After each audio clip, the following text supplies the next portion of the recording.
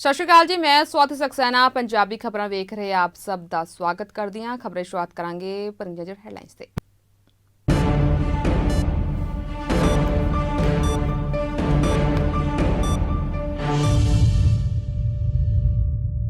ਭਾਰਤ ਵਿੱਚ corona virus ਕਾਰਨ ਮੌਤਾਂ ਦਾ ਅੰਕੜਾ 500 ਤੋਂ ਪਾਰ। ਪਿਛਲੇ 24 ਘੰਟੇ ਦੌਰਾਨ 1334 ਨਵੇਂ ਕੇਸ ਆਏ ਸਾਹਮਣੇ। 2230 ਮਰੀਜ਼ਾਂ ਨੇ ਕੋਰੋਨਾ ਨੂੰ ਦਿੱਤੀ ਮਾਤ। कोरोना वायरस के नवे केस सामने आउन मगरों दिल्ली मुख्यमंत्री केजरीवाल का वड्डा ऐलान। दिल्ली के 11 जिले ऐलाने गए हॉटस्पॉट। लॉकडाउन में नहीं दी जाएगी ढिल। 27 अप्रैल को मुड़ स्थिति ते किया जाएगा विचार। पंजाब में कोरोना वायरस का कहर जारी। मोहाली में मिले 4 होर नवे कोरोना पॉजिटिव केस। 4 नवे केसां विच 1 महीने की बच्ची की रिपोर्ट भी आई पॉजिटिव। जिला पटियाला में एक ही दिन में आए 15 मामले। कोविड-19 का एक होर हॉटस्पॉट बनया जिला पटियाला। कर्फ्यू नूं लैके पंजाब सरकार के नवे आदेश। सीमित स्टाफ नाल कल खुलणगे सरकारी दफ्तर। एसी कूलर अते पखी सेल अते सर्विस वाली दुकानों नूं खुलण दिया गया।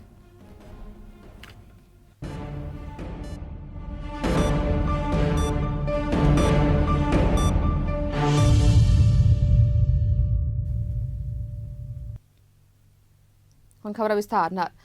ਭਾਰਤ ਵਿੱਚ ਕੋਰੋਨਾ ਵਾਇਰਸ ਦਾ ਕਹਿਰ ਲਗਾਤਾਰ ਜਾਰੀ ਹੈ। ਵਾਇਰਸ ਕਾਰਨ ਮਰੀਜ਼ਾਂ ਦੀ ਗਿਣਤੀ ਆਏ ਦਿਨ ਵੱਧਦੀ ਹੀ ਜਾ ਰਹੀ ਹੈ। ਹੁਣ ਤੱਕ 507 ਲੋਕ ਇਸ ਵਾਇਰਸ ਕਾਰਨ ਆਪਣੀ ਜਾਨ ਗਵਾ ਚੁੱਕੇ ਨੇ।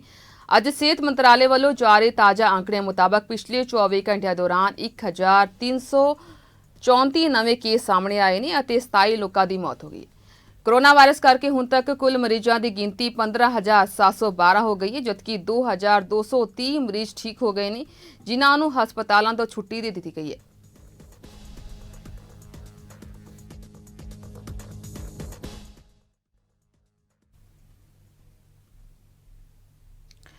दिल्ली के मुख्यमंत्री अरविंद केजरीवाल ने अज प्रेस कॉन्फ्रेंस की थी। इस दौरान उन्होंने आख्या कि दिल्ली में अजे लॉकडाउन में कोई ढील नहीं दी जाएगी। उन्होंने आख्या कि पिछले 2 तो 2.5 महीने में विदेशों तो लोग आए ने, वो सब तो ज़्यादा दिल्ली में आए। कल 20 तारीख है और केंद्र सरकार के दिशा निर्देशों के अनुसार कल से उन क्षेत्रों में जहाँ पे कोरोना का असर कम है या कोरोना नहीं है, वहाँ पे लॉकडाउन के शर्तों में थोड़ी ढील दी जा सकती है। तो हम सब लोगों को बैठ के ये सोचना है कि कल से क्या ढील दी जानी चाहिए और अगर ढील दी जानी चाहिए तो कितनी ढील दी जानी चाहिए। केंद्र सरकार का कहना है कि जो हॉटस्पॉट्स हैं और जो कंटेनमेंट जोन्स हैं उनमें ढील फ़िलहाल नहीं दी जानी चाहिए, क्योंकि वहाँ पे स्थितियाँ ख़राब हैं और अपने को कंट्रोल करने की ज़रूरत है। दिल्ली में 11 ज़िले हैं। दिल्ली के 11 ज़िले हॉटस्पॉट डिक्लेयर किए गए हैं। तो केंद्र सरकार के मुताबिक तो सभी कंटेनमेंट जोन्स में ढील नहीं दी जा सकती। हमने दिल्ली सरकार में अपनी भी असेसमेंट की। पिछले कुछ दिनों में मैंने कई एक्सपर्ट्स से बात की, लोगों से बात की, और उन सारी चर्चाओं का जो नतीजा निकला वो मैं आपके सामने रखना चाहता हूँ। पिछले कुछ दिनों से दिल्ली में कोरोना के केसेस में बढ़ोतरी होनी शुरू हुई है। हमने टेस्ट भी ज़्यादा करने चालू किए हैं। पिछले कुछ दिनों में हमने काफ़ी टेस्ट किए हैं दिल्ली के अंदर, और कोरोना के केसेस में बढ़ोतरी भी चालू हुई है। कल हमारे पास 736 केसेस के टेस्ट की रिपोर्ट आई। उन 736 में से 186 कोरोना के मरीज़ निकले, यानी कि 25% लोग कोरोना के मरीज़ निकले। आज दिल्ली में पूरे देश की 2% जनसंख्या रहती है, लेकिन पूरे देश के जितने कोरोना के मामले हैं उसका 12% मामले कोरोना के दिल्ली में हैं। क्यों? दिल्ली देश की राजधानी है। इसीलिए दिल्ली को कोरोना की सबसे मुश्किल लड़ाई इस टाइम दिल्ली लड़ रही है। पिछले 2-2.5 महीने के अंदर विदेशों से जितने लोग आए वही लेके आए कोरोना विदेशों से, अपने देश में तो था नहीं। जितने विदेशों से लोग आए सबसे ज़्यादा लोग दिल्ली में आए। मरकज़ के अंदर जो इंसिडेंट हुआ उसका भी सबसे ज़्यादा मार दिल्ली को बर्दाश्त करनी पड़ी। इसे दिल्ली पे सबसे बड़ी जिम्मेदारी पड़ी। तो आज जब ये निर्णय अपने को लेना है कि कल से कुछ ढिलाई देनी है कि नहीं देनी, इसीलिए इन सब चीज़ों को ध्यान में रखते हुए हमें लगता है अभी थोड़ा संयम बरतने की ज़रूरत है।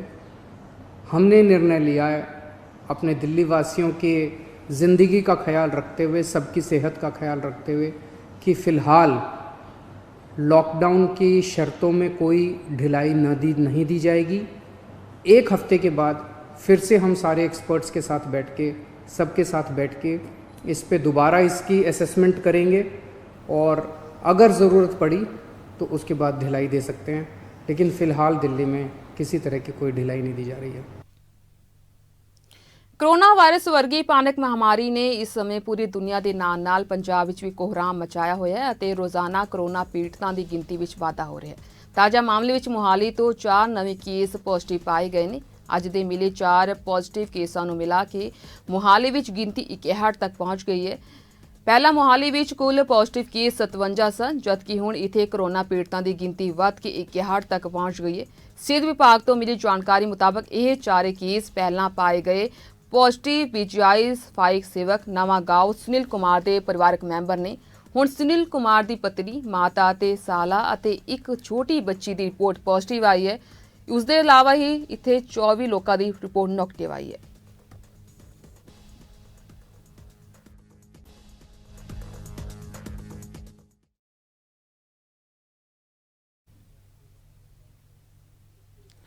ਪੰਜਾਬ ਵਿੱਚ ਕੋਰੋਨਾ ਵਾਇਰਸ ਦਾ ਕਹਿਰ ਵੱਧਦਾ ਹੀ ਜਾ ਰਿਹਾ ਹੈ, ਜਿੱਥੇ ਹੁਣ ਤਾਜ਼ਾ ਹਾਲਾਤਾਂ ਮੁਤਾਬਕ ਪੰਜਾਬ ਵਿੱਚ ਕੋਰੋਨਾ ਪੀੜਤ ਮਰੀਜ਼ਾਂ ਦੀ ਗਿਣਤੀ ਵੱਧ ਕੇ 238 ਹੋ ਗਈ ਹੈ, ਜਦਕਿ ਸੂਬੇ ਵਿੱਚ ਕੋਰੋਨਾ ਵਾਇਰਸ ਕਾਰਨ 16 ਲੋਕਾਂ ਦੀ ਮੌਤ ਹੋ ਚੁੱਕੀ ਹੈ। ਉੱਥੇ 31 ਲੋਕ ਠੀਕ ਵੀ ਹੋ ਗਏ ਨੇ। ਸੂਬੇ ਵਿੱਚ ਕੋਰੋਨਾ ਵਾਇਰਸ ਨਾਲ ਪੀੜਤ ਮਰੀਜ਼ਾਂ ਦੀ ਸ਼ਨੀਵਾਰ ਨੂੰ 20 ਤੋਂ ਵੱਧ ਮਾਮਲੇ ਸਾਹਮਣੇ ਆਏ ਨੇ, ਜਿਸ ਕਾਰਨ ਹੁਣ ਜ਼ਿਲ੍ਹਾ ਪਟਿਆਲਾ ਕੋਵਿਡ-19 ਦਾ ਇੱਕ ਹੋਰ ਹੌਟਸਪੌਟ ਬਣ ਗਿਆ, ਜਿੱਥੇ ਸਿਰਫ ਜ਼ਿਲ੍ਹਾ ਪਟਿਆਲਾ ਵਿੱਚ ਹੀ 21 ਦਿਨ ਵਿੱਚ 15 ਮਾਮਲੇ ਸਾਹਮਣੇ ਆਏ, ਜਿਸ ਵਿੱਚ 9 ਮਾਮਲੇ ਪਟਿਆਲਾ ਜ਼ਿਲ੍ਹੇ ਵਿੱਚੋਂ, ਜਦੋਂ ਕਿ 6 ਮਾਮਲੇ ਰਾਜਪੁਰਾ ਤੋਂ ਸਾਹਮਣੇ ਆਏ ਨੇ। ਪਟਿਆਲਾ ਵਿੱਚ ਹੁਣ ਤੱਕ 26 ਕੋਰੋਨਾ ਮਰੀਜ਼ਾਂ ਦੀ ਪੁਸ਼ਟੀ ਹੋ ਚੁੱਕੀ ਹੈ।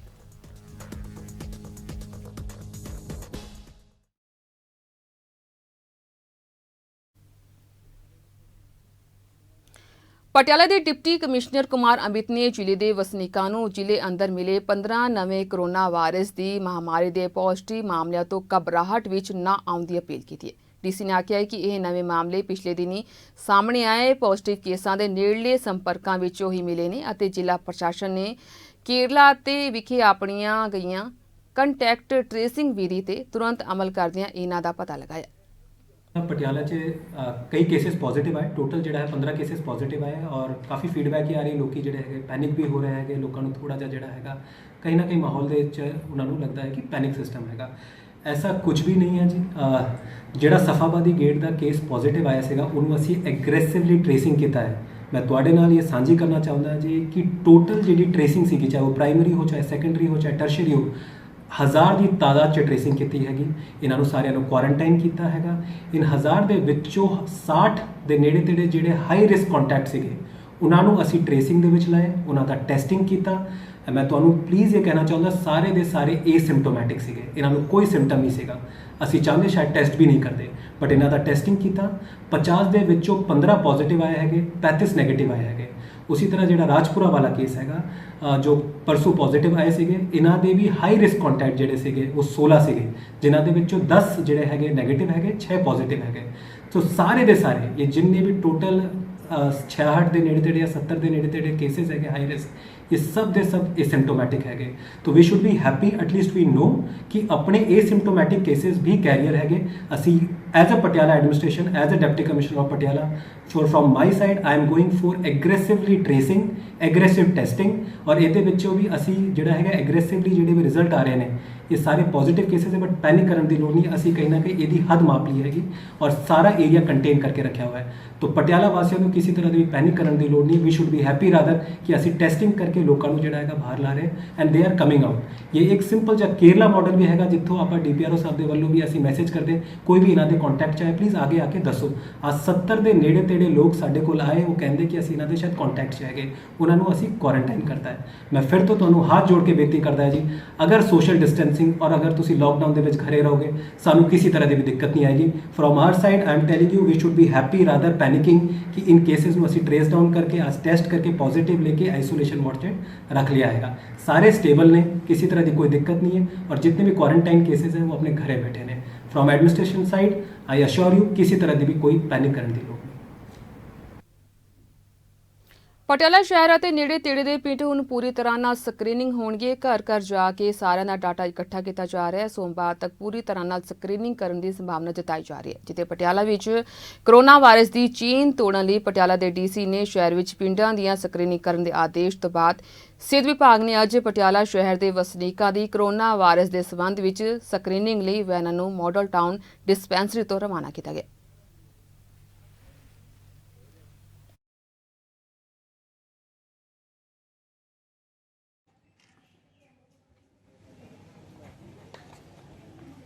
ਮਾਨਯੋਗ ਡਿਪਟੀ ਕਮਿਸ਼ਨਰ ਜੀ ਦੇ ਆਦੇਸ਼ਾਂ ਹੇਠ ਅਸੀਂ ਇਹ ਜਿਹੜੀਆਂ ਸਕਰੀਨਿੰਗ ਵੈਨਸ ਅੱਜ ਚਲਾਈਆਂ ਨੇ।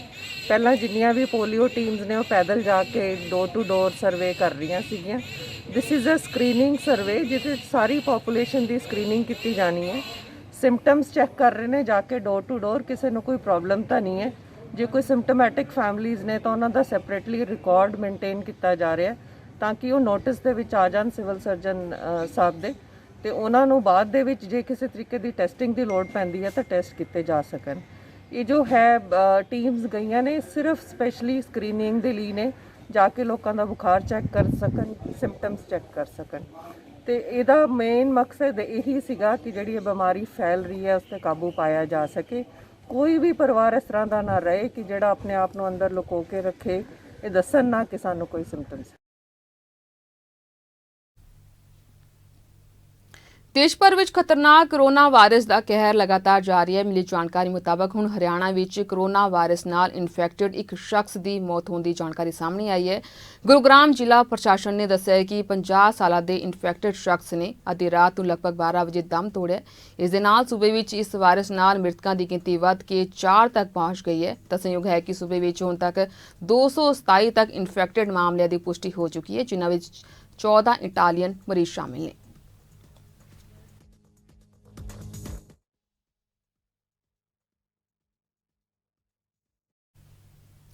ਸੰਸਾਰ ਭਰ ਵਿੱਚ ਕਰੋਨਾ ਵਾਇਰਸ ਨੇ ਕੋਹਰਾਮ ਮਚਾਇਆ ਹੋਇਆ ਹੈ। ਇੱਕ ਪਾਸੇ ਜਿੱਥੇ ਵਿਦੇਸ਼ਾਂ ਵਿੱਚ ਰਹਿ ਰਹੇ ਭਾਰਤੀ ਵੀ ਕਰੋਨਾ ਵਾਇਰਸ ਦੀ ਲਪੇਟ ਵਿੱਚ ਆ ਰਹੇ ਨੇ, ਉੱਥੇ ਭਾਰਤ ਅਤੇ ਪੰਜਾਬ ਵਿੱਚ ਵੀ ਤੇਜ਼ੀ ਨਾਲ ਕਰੋਨਾ ਵਾਇਰਸ ਦੇ ਅੰਕੜੇ ਵੱਧਦੇ ਹੀ ਜਾ ਰਹੇ ਨੇ।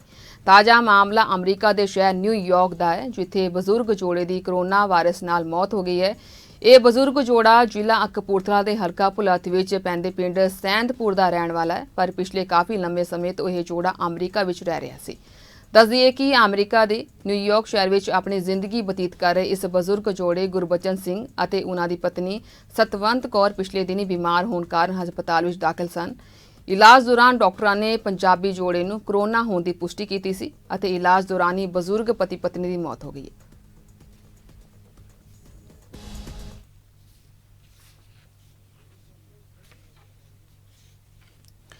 ਕੋਰੋਨਾ ਵਾਇਰਸ ਕਾਰਨ ਜਿੱਥੇ ਦੇਸ਼ ਵਿਆਪੀ ਲੋਕਡਾਊਨ ਹੈ, ਉੱਥੇ ਹੀ ਪੰਜਾਬ ਭਰ ਵਿੱਚ ਇਸ ਮਹਾਮਾਰੀ ਨਾਲ ਲੜਨ ਲਈ ਕਰਫਿਊ ਲੱਗਿਆ ਹੋਇਆ ਹੈ।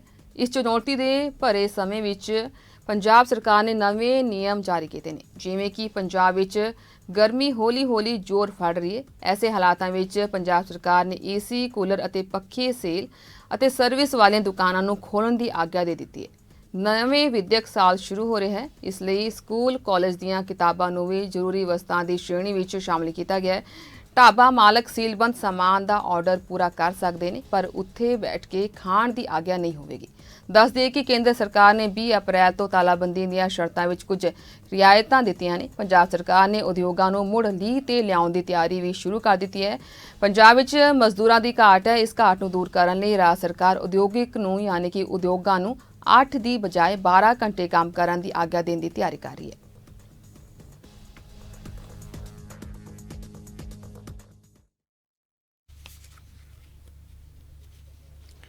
ਸਰਕਾਰ ਵੱਲੋਂ ਕੋਰੋਨਾ ਵਾਇਰਸ ਦੇ ਫੈਲਾਅ ਨੂੰ ਰੋਕਣ ਲਈ ਇੱਕ ਤੋਂ ਬਾਅਦ ਇੱਕ ਸਖਤ ਕਦਮ ਚੁੱਕੇ ਜਾ ਰਹੇ ਨੇ। ਲੋਕਡਾਊਨ ਤੋਂ ਬਾਅਦ ਚੰਡੀਗੜ੍ਹ ਨੂੰ ਮਾਮਲੇ ਵਧਣ ਕਾਰਨ ਹੌਟ ਸਪੌਟ ਐਲਾਨਿਆ ਗਿਆ। ਹੁਣ ਸਰਕਾਰ ਵੱਲੋਂ ਇੱਕ ਹੋਰ ਸਖਤ ਕਦਮ ਚੁੱਕਿਆ ਗਿਆ ਹੈ।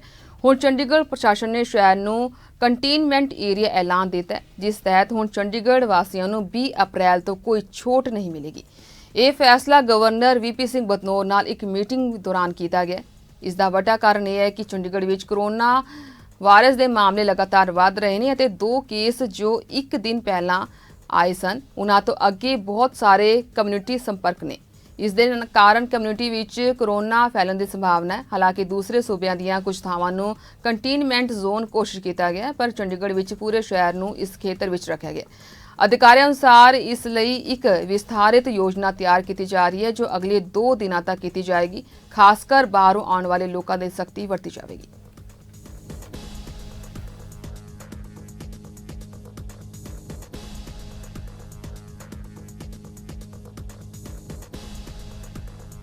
ਅੰਮ੍ਰਿਤਸਰ ਤੋਂ ਲੰਡਨ ਲਈ 4 ਹੋਰ ਸਿੱਧੀਆਂ ਉਡਾਣਾਂ ਦੀ ਵਿਦੇਸ਼ ਮੰਤਰਾਲੇ ਵੱਲੋਂ ਮਨਜ਼ੂਰੀ ਦੇ ਦਿੱਤੀ ਗਈ ਹੈ, ਜਿਸ ਦਾ ਮੁੱਖ ਸਿਹਰਾ ਬ੍ਰਿਟਿਸ਼ ਸਿੱਖ ਐਮਪੀ ਤਨਮਨਜੀਤ ਸਿੰਘ ਡੀਸੀ ਨੂੰ ਜਾਂਦਾ ਹੈ, ਕਿਉਂਕਿ ਉਹਨਾਂ ਵੱਲੋਂ ਇਸ ਸੰਬੰਧੀ ਲਗਾਤਾਰ ਯਤਨ ਕੀਤੇ ਜਾ ਰਹੇ ਸਨ।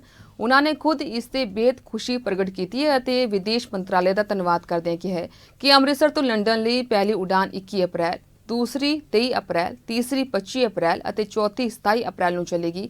ਉਨ੍ਹਾਂ ਆਖਿਆ ਕਿ ਸਲੋ ਸਮੇਤ ਹੋਰ ਬਹੁਤ ਸਾਰੇ ਬ੍ਰਿਟਿਸ਼ ਲੋਕਾਂ ਵੱਲੋਂ ਉਪਰੋਕਤ ਉਡਾਣਾਂ ਸੰਬੰਧੀ ਲਗਾਤਾਰ ਮੰਗ ਕੀਤੀ ਜਾ ਰਹੀ ਸੀ, ਤਾਂ ਕਿ ਉੱਥੇ ਫਸੇ ਹੋਏ ਇੱਥੋਂ ਦੇ ਲੋਕਾਂ ਨੂੰ ਵਾਪਸ ਆਉਣ ਵਿੱਚ ਰਾਹਤ ਮਿਲ ਸਕੇ। ਉਨ੍ਹਾਂ ਆਖਿਆ ਕਿ ਉਹ ਸਮਝਦੇ ਨੇ ਕਿ ਅਜੇ ਹੋਰ ਵੀ ਬਹੁਤ ਸਾਰੇ ਬ੍ਰਿਟਿਸ਼ ਨਾਗਰਿਕ ਭਾਰਤ ਵਿੱਚ ਪੰਜਾਬ ਸਮੇਤ ਅਨੇਕਾਂ ਸਥਾਨਾਂ ਤੇ ਫਸੇ ਹੋਏ ਨੇ। ਉਨ੍ਹਾਂ ਨੂੰ ਵਾਪਸ ਲਿਆਉਣ ਵਾਸਤੇ ਵੀ ਵਿਸ਼ੇਸ਼ ਯਾਨੀ ਕਿ ਵਿਦੇਸ਼ ਮੰਤਰਾਲੇ ਅਤੇ ਬ੍ਰਿਟਿਸ਼ ਹਾਈ ਕਮਿਸ਼ਨਰ ਨੂੰ ਹੋਰ ਉਡਾਣਾਂ ਦਾ ਪ੍ਰਬੰਧ ਕਰਨਾ ਹੋਵੇਗਾ। ਉਨ੍ਹਾਂ ਆਖਿਆ ਕਿ ਉਹ ਆਪਣੀਆਂ ਕੋਸ਼ਿਸ਼ਾਂ ਵੀ ਜਾਰੀ ਰੱਖਣਗੇ।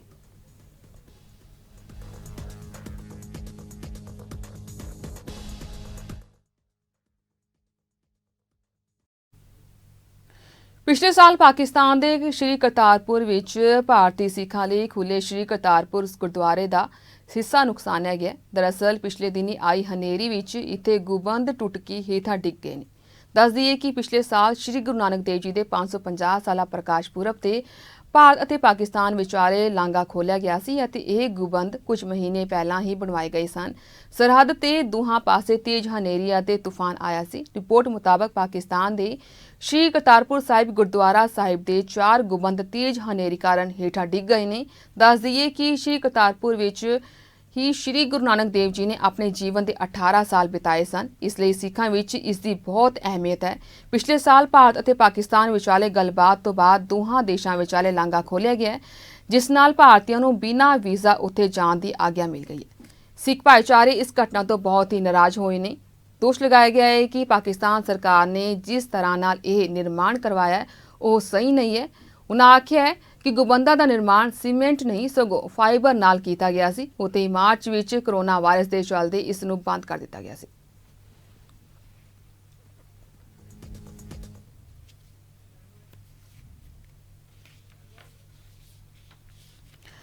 ਤਖਤ ਸ੍ਰੀ ਹਰਮੰਦਰ ਜੀ ਪਟਨਾ ਸਾਹਿਬ ਕਮੇਟੀ ਦੇ ਪ੍ਰਧਾਨ ਅਵਤਾਰ ਸਿੰਘ ਹਿੱਤ ਨੇ ਮਹਾਮਾਰੀ ਕੋਰੋਨਾ ਵਾਇਰਸ ਦੇ ਮੱਦੇਨਜ਼ਰ ਲੋਕਾਂ ਨੂੰ ਆਪਣੇ ਘਰਾਂ ਅੰਦਰ ਹੀ ਰਹਿਣ ਦੀ ਅਪੀਲ ਕੀਤੀ ਹੈ ਅਤੇ ਇਸ ਮਹਾਮਾਰੀ ਤੋਂ ਨਿਜਾਤ ਪਾਉਣ ਸੰਬੰਧੀ ਸੂਬਾ ਸਰਕਾਰਾਂ ਦੇ ਹੁਕਮਾਂ ਦੀ ਪਾਲਣਾ ਕਰਨ ਲਈ ਵੀ ਆਖਿਆ।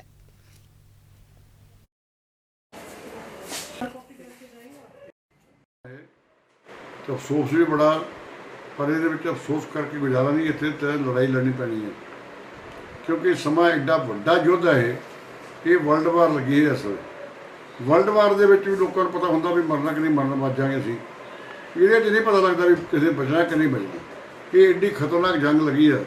ਸਾਰੀ ਦੁਨੀਆ ਦੇ ਵਿੱਚ ਹਜ਼ਾਰਾਂ ਬੰਦਾ ਮਰ ਗਿਆ, ਲੱਖਾਂ ਹੀ ਮਰ ਗਿਆ। ਹੁਣ ਤੋਂ ਐਡਾ ਕਹਿਰ ਦੁਨੀਆ ਦੇ ਉੱਤੇ ਗੁਜ਼ਰਿਆ, ਜਿਹਨੇ ਕਰੋਨਾ ਫੈਲਾਇਆ, ਵਾਇਰਸ ਭੇਜਿਆ, ਜਿੱਥੋਂ ਇਹ ਨਿਕਲਿਆ ਉਹ ਉਹਨਾਂ ਲੋਕਾਂ ਨੂੰ ਮੈਂ ਕਹਿੰਦਾ ਲਾਹਨਤ ਆ ਕਿ ਜਿਨ੍ਹਾਂ ਨੇ ਐਡਾ ਖਿਲਵਾੜ ਕੀਤਾ ਮਾਨਵਤਾ ਦੇ ਨਾਲ।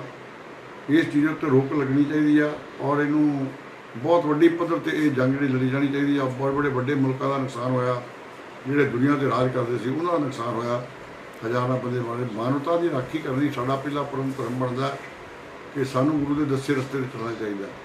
ਲੇਕਿਨ ਅੱਜ ਇਸ ਮੁਸੀਬਤ ਦੇ ਵਿੱਚ ਭਾਵੇਂ ਕਿੰਨਾ ਵੱਡਾ ਵੀ ਇਹ ਆਇਆ ਤੂਫਾਨ, ਇਹਦੇ ਵਿੱਚ ਫਿਰ ਵੀ ਬਾਹਰ ਦੇ ਮੁਲਕਾਂ ਨਾਲੋਂ ਸਾਡਾ ਮੁਲਕ ਜਿਹੜਾ ਜੇ ਬਹੁਤ ਵੱਡੀ ਸੁਰੱਖਿਆ ਵਿੱਚ ਹੈ, ਬਹੁਤ ਵੱਡਾ ਇੱਥੇ ਕੰਟਰੋਲ ਹੈ। ਮੋਦੀ ਨੇ, ਪ੍ਰਧਾਨ ਮੰਤਰੀ ਸਾਡੇ ਨੇ ਕਾਫੀ ਕੁਝ ਅੱਛਾ ਕੀਤਾ, ਉਹਨੇ ਕੰਟਰੋਲ ਕੀਤਾ, ਜਿਹਦੇ ਨਾਲ ਲੋਕਾਂ ਨੂੰ ਲਾਕਡਾਊਨ ਕਰਕੇ ਬਹੁਤ ਲੋਕਾਂ ਨੂੰ ਬਚਾਇਆ। ਮੈਂ ਸਮਝਦਾ ਲੋਕਾਂ ਨੂੰ ਆਪ ਵੀ ਮਿਹਨਤ ਕਰਨੀ ਚਾਹੀਦੀ ਹੈ, ਹਿੰਮਤ ਕਰਨੀ ਚਾਹੀਦੀ ਆ ਕਿ ਅਸੀਂ ਬਚੀਏ। ਇਹ ਸਾਡੇ ਵਾਸਤੇ ਕਹਿ ਰਿਹਾ ਜੋ ਕਹਿ ਰਿਹਾ, ਕਿ ਜਿੰਨੇ ਪ੍ਰਬੰਧ ਹੋ ਰਿਹਾ, ਜਿੰਨੇ ਅਨਾਉਂਸਮੈਂਟਾਂ ਹੋ ਰਹੀਆਂ ਸਾਡੇ ਵਾਸਤੇ ਹੋ ਰਹੀਆਂ। ਇਹ ਦਿਨ ਔਖੇ ਕੱਟ ਲਓ, ਜੇ ਆਪਾਂ ਕੱਟ ਲਾਂਗੇ ਤੇ ਅਗਲਾ ਸਮਾਂ ਠੀਕ ਹੋ ਜਾਏਗਾ, ਛੇਤੀ ਇਹ ਖਤਮ ਹੋ ਜਾਏਗਾ।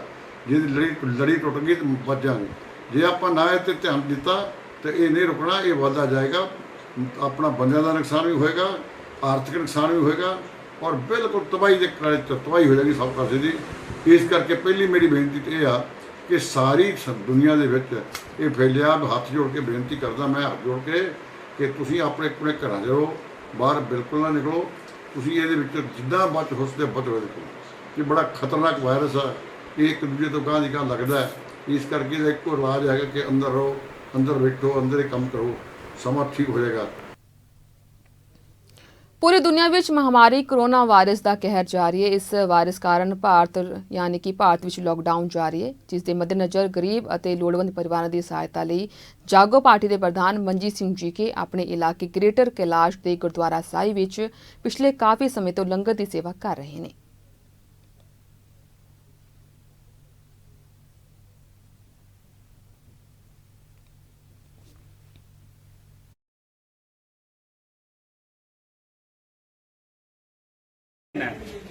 मैं समझदा लॉकडाउन का और जिस तरीके नाल लंगर भावें South Delhi, West Delhi, North Delhi या 1984 की कॉलोनी होवे या अलग अलग थावां ते जिस तरीके नाल गुरुद्वारा कमेटियां ने, सिंह सभावां ने, श्रोमणी गुरुद्वारा कमेटी, दिल्ली कमेटी ने शुरू किया। ग्रेटर कैलाश की जिहड़ी सेवा है, अज मैं इस स्टाफ नाल इंट्रोड्यूस कराना चाहना कि जिहड़े रोज तड़के तो लग के हजारां लोकां दा लंगर तैयार करते हैं और भावें हैड ग्रंथी साहब ने, भाई साहब ने, मैनेजर साहब ने, कोई माली ने, साडे कोल कोई सेवादार ने, कोई चौकीदार ने, ये सारे ने जिथे असी सैनिटाइजेशन का, जिथे सोशल डिस्टेंसिंग का और कोई बंदा थर्मल चैकिंग तो बगैर अंदर नहीं आ सकता। उधर रोहणी तो दिल्ली सिख गुरुद्वारा प्रबंधक कमेटी के मैंबर विक्रमजीत सिंह ने महामारी कोरोना वायरस के मद्देनजर लोगों को अपने घर अंदर ही रहने की अपील की। आओ सुनते हैं। कि कोरोना की महामारी एक प्रकोपी जिहड़ी है ਉਹਦੇ ਕਰਕੇ ਸਾਰੀ ਦੁਨੀਆ ਅੱਜ ਤਰਾਹੀ ਕਰ ਰਹੀ ਹੈ। ਕਦੀ ਵੀ ਇਹੋ ਜਿਹਾ ਸਮਾਂ ਵੈਸੇ ਪ੍ਰਮਾਤਮਾ ਨਾ ਹੀ ਲਿਆਵੇ, ਲੇਕਿਨ ਕਦੀ ਵੀ ਕੋਈ ਆਪਦਾ ਦੁਨੀਆ ਤੇ ਆਈ ਹੈ ਤੇ ਸਾਰੀ ਦੁਨੀਆ ਤੇ ਸਮੇਂ ਦੀਆਂ ਸਰਕਾਰਾਂ ਸਿੱਖਾਂ ਵੱਲ ਦੇਖਦੀਆਂ ਹਨ ਕਿ ਸਿੱਖ ਕਿਸ ਤਰ੍ਹਾਂ ਵੱਧ ਚੜ ਕੇ ਸੇਵਾ ਭਾਵ ਦੇ ਨਾਲ ਅੱਗੇ ਵਧਣਗੇ। ਦਿੱਲੀ ਸਿੱਖ ਗੁਰਦੁਆਰਾ ਪ੍ਰਬੰਧਕ ਕਮੇਟੀ ਆਪ ਜੀ ਦੀ ਆਪਣੀ ਸੰਸਥਾ ਹੈ। ਇਹ ਸੰਸਥਾ ਅੱਜ ਜਗ੍ਹਾ ਜਗ੍ਹਾ ਲੰਗਰ ਲਾ ਰਹੀ ਹੈ। ਲੱਖਾਂ ਹੀ ਪ੍ਰਾਣੀ, ਜਿਸ ਤਰ੍ਹਾਂ ਕਿ ਗੁਰੂ ਘਰ ਦੀ ਹਮੇਸ਼ਾ ਮਰਿਆਦਾ ਰਹੀ ਹੈ, ਸਿੱਖ ਧਰਮ ਗੁਰੂ ਨਾਨਕ ਦੀ ਫਿਲਾਸਫੀ ਤੇ ਹਮੇਸ਼ਾ ਚੱਲਦੇ ਹੋਏ ਦੀਨ ਦੁਖੀ ਦੇ ਵਾਸਤੇ ਹਮੇਸ਼ਾ ਅੱਗੇ ਆਇਆ ਹੈ। ਇਹ ਅੰਮ੍ਰਿਤ ਦੀ ਉਸ ਦਾਤ ਵਿੱਚ ਉਹ ਧਰਮ ਦਾ ਇੱਕ ਜਿਹੜਾ ਬੂਟਾ ਹੈ ਉਹ ਸਾਡੀਆਂ ਰਗਾਂ ਵਿੱਚ ਅੱਜ ਵੀ ਦੌੜ ਰਿਹਾ ਹੈ, ਜੋ ਗੁਰੂ ਗੋਬਿੰਦ ਸਿੰਘ ਸਾਹਿਬ ਪਾਤਸ਼ਾਹ ਜੀ ਨੇ ਬਖਸ਼ਿਆ। ਇਹਨਾਂ ਸਾਰੀਆਂ ਸੇਵਾਵਾਂ ਨੂੰ ਦਿੱਲੀ ਸਿੱਖ ਗੁਰਦੁਆਰਾ ਪ੍ਰਬੰਧਕ ਕਮੇਟੀ ਆਪ ਸਾਰੀ ਸੰਗਤਾਂ ਦੇ ਸਹਿਯੋਗ ਨਾਲ ਨਿਭਾ ਰਹੀ ਹੈ। ਮੈਂ ਬਤੌਰ executive board member Delhi Sikh Gurdwara ਪ੍ਰਬੰਧਕ ਕਮੇਟੀ ਤੇ ਰੋਹਿਣੀ ਨੂੰ ਰਿਪਰੈਜ਼ੈਂਟ ਕਰਦਿਆਂ ਹੋਇਆਂ ਆਪ ਸਾਰਿਆਂ ਨੂੰ ਅਪੀਲ ਕਰਦਾ ਹਾਂ ਕਿ ਵੱਧ ਚੜ ਕੇ ਆਪਣੇ ਦਸਵੰਤ ਦੀ ਸੇਵਾ ਦਿੱਲੀ ਸਿੱਖ ਗੁਰਦੁਆਰਾ ਪ੍ਰਬੰਧਕ ਕਮੇਟੀ ਦੀ ਸੇਵਾਵਾਂ ਵਿੱਚ ਦੇਣ ਦੀ ਕਿਰਪਾਲਤਾ ਕਰੋ ਜੀ। ਪਰਮਾਤਮਾ ਆਪ ਸਾਰਿਆਂ ਦੀ ਵਾਧੇ ਪਾਵੇ, ਆਪ ਸਾਰਿਆਂ ਦੀ ਬਰਕਤਾਂ ਬਖਸ਼ੇ ਤੇ ਆਪ ਸਾਰੇ ਆਪਣਾ ਜੀਵਨ ਸਫਲਾ ਕਰੋ।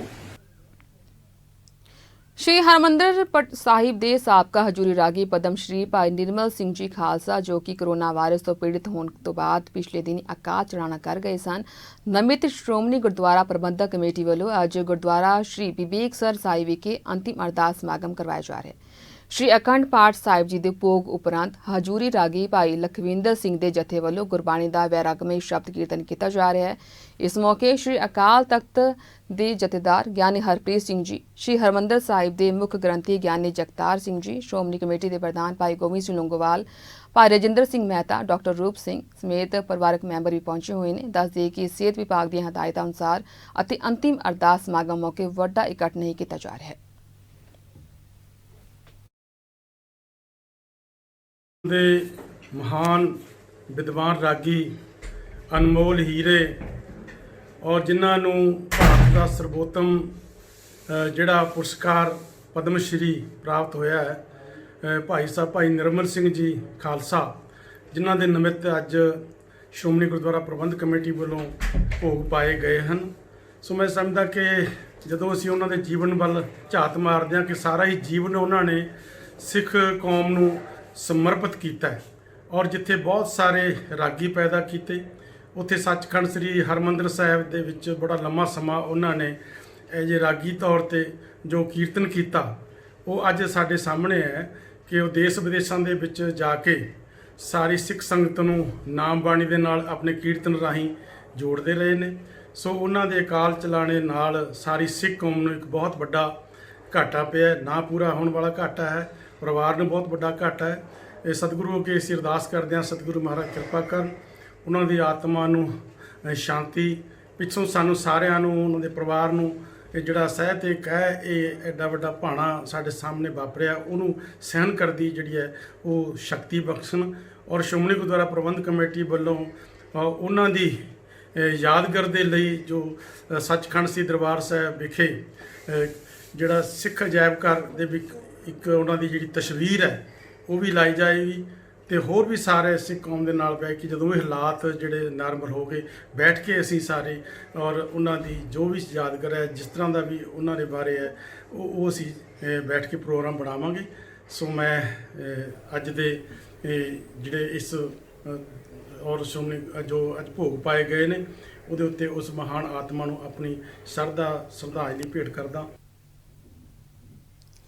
ਪੰਜਾਬ ਦੇ ਸਾਬਕਾ ਕੈਬਨਿਟ ਮੰਤਰੀ ਨਵਜੋਤ ਸਿੰਘ ਸਿੱਧੂ ਦੀਆਂ ਲਗਾਤਾਰ ਅਜਿਹੀਆਂ ਤਸਵੀਰਾਂ ਸਾਹਮਣੇ ਆ ਰਹੀਆਂ ਨੇ ਜਿਨ੍ਹਾਂ ਵਿੱਚ ਉਹ ਕੋਰੋਨਾ ਵਾਇਰਸ ਦੇ ਖਤਰੇ ਦੇ ਬਾਵਜੂਦ ਜਨਤਕ ਸਥਾਨਾਂ ਉੱਤੇ ਬਿਨਾਂ ਮਾਸਕ ਲਗਾਏ, ਬਿਨਾਂ ਦਸਤਾਨੇ ਪਹਿਨੇ ਅਤੇ ਸੋਸ਼ਲ ਡਿਸਟੈਂਸ ਦੀਆਂ ਧੱਜੀਆਂ ਉਡਾਉਂਦੇ ਹੋਇਆਂ ਰਾਸ਼ਨ ਵੰਡਦੇ ਵਿਖਾਈ ਦਿੱਤੇ ਨੇ। ਜਿਸ ਸੰਬੰਧੀ ਹੁਣ ਰਾਜਨੀਤਿਕ ਪਾਰਟੀਆਂ ਵੱਲੋਂ ਸਿੱਧੂ ਤੇ ਕਾਨੂੰਨ ਦੀ ਉਲੰਘਣਾ ਕਰਨ ਦੇ ਦੋਸ਼ ਹੇਠ ਮਾਮਲਾ ਦਰਜ ਕਰਨ ਦੀ ਮੰਗ ਕੀਤੀ ਜਾ ਰਹੀ ਹੈ, ਜਿੱਥੇ ਬੀਜੇਪੀ ਦੇ ਸਪੋਕਸ ਪਰਸਨ ਰਾਜੇਸ਼ ਹਨੀ ਮੁਤਾਬਕ ਕਾਨੂੰਨ ਸਭ ਲਈ ਇੱਕ ਬਰਾਬਰ ਹੈ।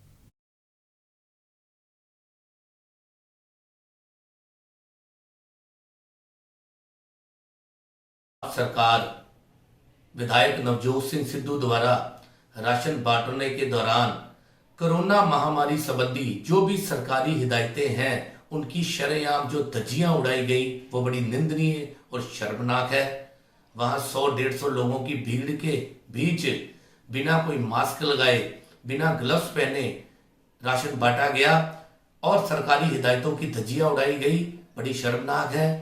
इस कृत्य के कारण नवजोत सिंह सिद्धू पर पंजाब सरकार द्वारा केस दर्ज किया जाना चाहिए, ताकि अगर ये बड़े लोग इस तरह से शरेआम कानून की धज्जियां उड़ाएंगे तो आज जनता को क्या हिदायत देंगे, हम जनता को क्या सबक मिलेगा। मैं समझता हूं कि ये शरेआम कोरोना महामारी संबंधी हिदायतों की उल्लंघना है और ये बड़े लोग कोरोना महामारी अगर फैलती है तो इसके लिए खुद जिम्मेवार होंगे। और नवजोत सिंह सिद्धू तो मैं कहना चाहूंगा कि तबलीगी जमात की भी टीम का कार्य कर रहे हैं इस तरह के काम करके, और राशन बांटने के दौरान अपने राशन के पैकेटों पर अपने स्टिकर लगाए जा रहे हैं। 22 मार्च से सारे देश के अंदर लॉकडाउन है, जनता कर्फ्यू है और उसके बाद सारी सरकारें ने कर्फ्यू लगाया है। उसके बाद भी कौन सी प्रिंटिंग प्रेस ने इनको स्टिकर छाप करके दिए, किसने छापे और किसने छपवाए। ਦੇਸ਼ ਅੰਦਰ ਕੋਰੋਨਾ ਵਾਇਰਸ ਦੀ ਮਾਰ ਨਾਲ ਜੂਝ ਰਹੇ ਕਿਸਾਨਾਂ ਨੂੰ ਹੁਣ ਕੁਦਰਤੀ ਮਾਰ ਦਾ ਵੀ ਸਾਹਮਣਾ ਕਰਨਾ ਪੈ ਰਿਹਾ ਹੈ। ਗੱਲ ਕਰ ਰਹੇ ਹਾਂ ਨਾਭਾ ਦੇ ਸਬ ਤਹਿਸੀਲ ਭਾਦਸੋਂ ਦੀ, ਜਿੱਥੇ ਬੀਤੀ ਰਾਤ ਅਤੇ ਅੱਜ ਸਵੇਰ ਤੋਂ ਹੋ ਰਹੀ ਰੁਕ-ਰੁਕ ਕੇ ਬਾਰਿਸ਼ ਅਤੇ ਹਨੇਰੀ ਝੱਖੜ ਤੋਂ ਬਾਅਦ ਬਿਜਲੀ ਲਿਸ਼ਕਣ ਦੇ ਨਾਲ ਕਿਸਾਨਾਂ ਦੇ ਮੱਥੇ ਤੇ ਚਿੰਤਾ ਦੀਆਂ ਲਕੀਰਾਂ ਸਾਫ਼ ਵੇਖਣ ਨੂੰ ਮਿਲ ਰਹੀਆਂ ਨੇ। ਜਿੱਤੇ ਕਿਸਾਨਾਂ ਵੱਲੋਂ ਆਪਣੇ ਪੁੱਤਾਂ ਵਾਂਗ ਪਾਲੀ ਫਸਲ ਨੂੰ ਹੁਣ ਕੁਦਰਤ ਦੀ ਮਾਰ ਦਾ ਸਾਹਮਣਾ ਕਰਨਾ ਪੈ ਰਿਹਾ ਹੈ। ਭਾਵੇਂ ਕਿ ਸਰਕਾਰਾਂ ਵੱਲੋਂ ਤਾਂ ਵੱਡੇ ਦਾਅਵੇ ਕੀਤੇ ਜਾ ਰਹੇ ਨੇ ਕਿ ਕਿਸਾਨ ਅਤੇ ਆੜ੍ਹਤੀ ਨੂੰ ਮੰਡੀ ਦੇ ਵਿੱਚ ਕਿਸੇ ਵੀ ਤਰ੍ਹਾਂ ਦੀ ਮੁਸ਼ਕਿਲ ਦਾ ਸਾਹਮਣਾ ਨਹੀਂ ਕਰਨਾ ਪਵੇਗਾ, ਪਰ ਜੇਕਰ ਗੱਲ ਭਾਸੋ ਮੰਡੀ ਦੀ ਕੀਤੀ ਜਾਵੇ ਤਾਂ ਇੱਥੇ ਕਿਸਾਨਾਂ ਦੀ ਪੁੱਤਾਂ ਵਾਂਗ ਪਾਲੀ ਫਸਲ ਖੁੱਲੇ ਅਸਮਾਨ ਹੇਠ ਭਿੱਜਣ ਨੂੰ ਮਜਬੂਰ ਹੈ। ਕੋਈ ਤਿਰਪਾਲਾਂ ਦਾ ਪੁਖਤਾ ਪ੍ਰਬੰਧ ਨਹੀਂ ਹੈ, ਜੋ ਤਿਰਪਾਲਾਂ ਨੇ ਉਹ ਵੀ ਫਟੀਆਂ ਹੋਈਆਂ। ਪਿਛਲੇ 24 ਘੰਟੇ 'ਚ 2-3 ਵਾਰੀ ਬਾਰਿਸ਼ ਆ ਗਈ ਆ। ਜਿਹੜੀ ਮੰਡੀਆਂ ਦੇ ਵਿੱਚ ਫਸਲ ਪਈ ਆ ਉਹ ਖਰਾਬ ਹੋਈ ਜਾਂਦੀ ਆ, ਕੋਈ ਉਹਨੂੰ ਢਕਣ ਦਾ ਪ੍ਰਬੰਧ ਨਹੀਂ, ਕੋਈ ਤਰਪਾਲ ਦਾ ਪ੍ਰਬੰਧ ਨਹੀਂ ਹੈ ਜੀ। ਬਾਕੀ ਜਿਹੜੀ ਜ਼ਿਮੀਦਾਰ ਲਵੇ ਘਰੇ ਰੱਖਣ ਨੂੰ ਹੈਗੀ ਆ ਉਹਨੇ ਆਪਣੇ ਘਰੇ ਸਾਂਭ ਲਈ ਆ, ਬਾਕੀ ਖੇਤਾਂ 'ਚ ਰੁਲਦੀ ਆ, ਉਹ ਟਰਾਲੀਆਂ ਭਰੀਆਂ ਖੜੀਆਂ ਨੇ। ਹੁਣ ਜਿਹੜੀ ਮੂਹਰੇ ਵੱਢਣੀ ਆ ਉਹਦੇ ਬਾਰੇ ਸੋਚਦੇ ਆ, ਦੂਏ ਦਿਨ ਬਾਰਿਸ਼ ਆ ਜਾਂਦੀ ਆ। ਇਹ ਫੋਕੇ ਦਾਅਵੇ ਨੇ ਜੀ ਇਹਨਾਂ ਦੇ। ਇਹਦਾ ਉਹੀ ਗੱਲ ਹੋ ਗਈ ਜਿਵੇਂ ਕਹਿੰਦੇ ਨੇ ਵੀ ਹਾਥੀ ਦੇ ਦੰਦ ਹੋਰ, ਖਾਣੇ ਵਾਲੇ ਹੋਰ ਤੇ ਦਿਖਾਉਣੇ ਵਾਲੇ ਹੋਰ। ਸਰਹੱਦੀ ਜ਼ਿਲ੍ਹਾ ਤਰਨਤਾਰਨ ਦੀ ਕੰਡਿਆਲੀ ਤਾਰ ਤੋਂ ਪਾਰ ਦੇ ਕਿਸਾਨਾਂ ਨੂੰ ਆਪਣੀ ਫਸਲ ਦੀ ਕਟਾਈ ਤੋਂ ਲੈ ਕੇ ਵੇਚਣ ਤੱਕ ਕਾਫੀ ਪਰੇਸ਼ਾਨੀਆਂ ਦਾ ਸਾਹਮਣਾ ਕਰਨਾ ਪੈਂਦਾ ਹੈ। ਇਸ ਬਾਰੇ ਬਾਰਡਰ ਕਿਸਾਨ ਯੂਨੀਅਨ ਦੇ ਮੀਤ ਪ੍ਰਧਾਨ ਸੁਰਜੀਤ ਸਿੰਘ ਨੇ ਦੱਸਿਆ ਕਿ ਪੰਜਾਬ ਮੁੱਖ ਮੰਤਰੀ ਵੀਡੀਓ ਕਾਨਫਰੰਸ ਰਾਹੀਂ ਡਿਪਟੀ ਕਮਿਸ਼ਨਰ ਕੋਲੋਂ ਜਾਣਕਾਰੀ ਲੈਂਦੇ ਨੇ ਤਾਂ ਡੀਸੀ ਸਾਹਿਬ ਕਹਿ ਦਿੰਦੇ ਨੇ ਕਿ ਸਭ ਠੀਕ ਹੈ। ਡੀਸੀ ਆਪਣੇ ਐਸਡੀਐਮ ਕੋਲੋਂ ਜਾਣਕਾਰੀ ਲੈਂਦੇ ਨੇ ਤਾਂ ਐਸਡੀਐਮ ਸਭ ਠੀਕ ਹੋਣ ਦੀ ਗੱਲ ਆਖਦੇ ਨੇ, ਜਦਕਿ ਜ਼ਮੀਨੀ ਹਕੀਕਤ ਕੁਝ ਹੋਰ ਹੈ। ਉਹਨਾਂ ਆਖਿਆ ਕਿ ਸਰਕਾਰ ਸਾਨੂੰ ਕਣਕ ਕਟਾਈ ਲਈ ਪੂਰਾ ਸਮਾਂ ਦੇਵੇ ਅਤੇ ਸਮੇਂ ਸਿਰ ਕਣਕ ਦੀ ਖਰੀਦ ਕਰੇ ਤਾਂ ਜੋ ਪਹਿਲਾਂ ਹੀ ਕਿਸਾਨ ਕਰਜ਼ੇ ਅਤੇ ਹੋਰ ਮਾਰਾਂ ਹੇਠ ਚੱਲ ਰਿਹਾ ਹੈ ਉਸ ਨੂੰ ਹੋਰ ਕਿਸੇ ਮੁਸੀਬਤ ਦਾ ਸਾਹਮਣਾ ਨਾ ਕਰਨਾ ਪਵੇ।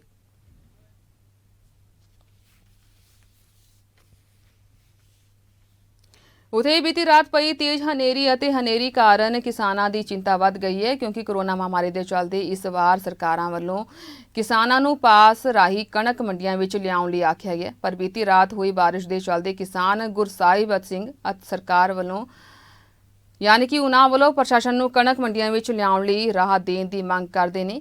ਉਹਨਾਂ ਆਖਿਆ ਕਿ ਕਿਸਾਨ ਪਹਿਲਾਂ ਹੀ ਕਰਜ਼ੇ ਦੀ ਮਾਰ ਝੱਲ ਰਿਹਾ ਹੈ। ਜੇਕਰ ਬਾਰਿਸ਼ ਕਾਰਨ ਉਹਨਾਂ ਦਾ ਕਿਸੇ ਕਿਸਮ ਦਾ ਕੋਈ ਨੁਕਸਾਨ ਹੁੰਦਾ ਹੈ ਤਾਂ ਸਰਕਾਰ ਵੱਲੋਂ ਉਹਨਾਂ ਦੀ 50,000 ਦੀ ਫਸਲ ਬਦਲੇ ਸਿਰਫ 5 ਤੋਂ 8,000 ਦਾ ਮੁਆਵਜ਼ਾ ਦਿੱਤਾ ਜਾਵੇ।